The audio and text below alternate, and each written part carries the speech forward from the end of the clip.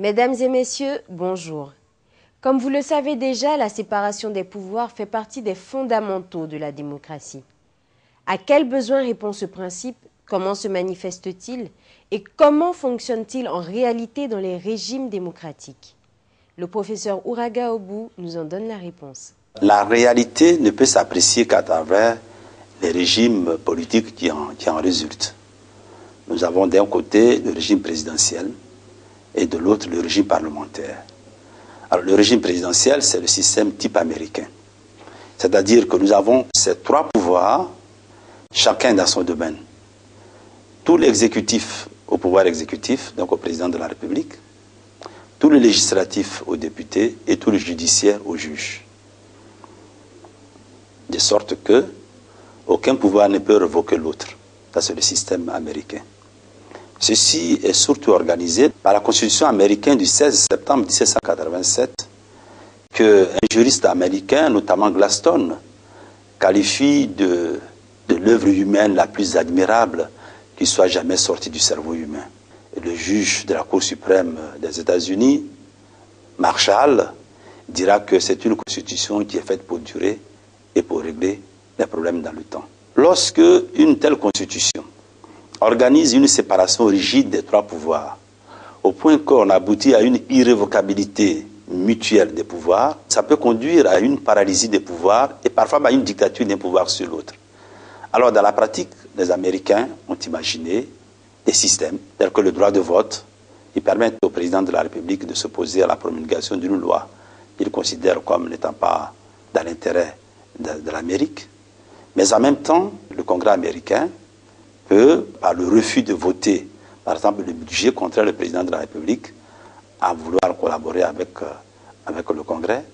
Mais également, nous avons ce qu'on appelle la procédure d'impeachment qui permet au Congrès d'engager une procédure de destitution du chef de l'État tel que ça a été pour Richard Nixon. Donc voilà ce système-là qui correspond parfaitement à la mentalité des Américains, mais qui a été, je dirais, importé ailleurs et qui ne donne pas toujours le même résultat, surtout en Afrique.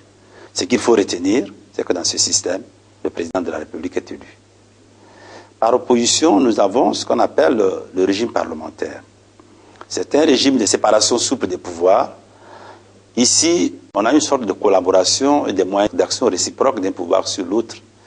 Donc, contrairement au principe de l'irrévocabilité du régime présidentiel, nous avons ici un principe de révocabilité mutuelle.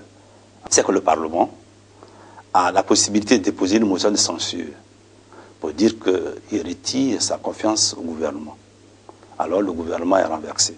Ou bien le gouvernement engage sa responsabilité sur un point de son programme, le Parlement se réunit, si lui accorde sa confiance, il demeure en place, mais si lui retire sa confiance, le gouvernement tombe. En revanche, le gouvernement qui tombe a la capacité de dissoudre le Parlement, qui lui semble rebelle. Durant tout le mandat, il y a une sorte de contrôle réciproque.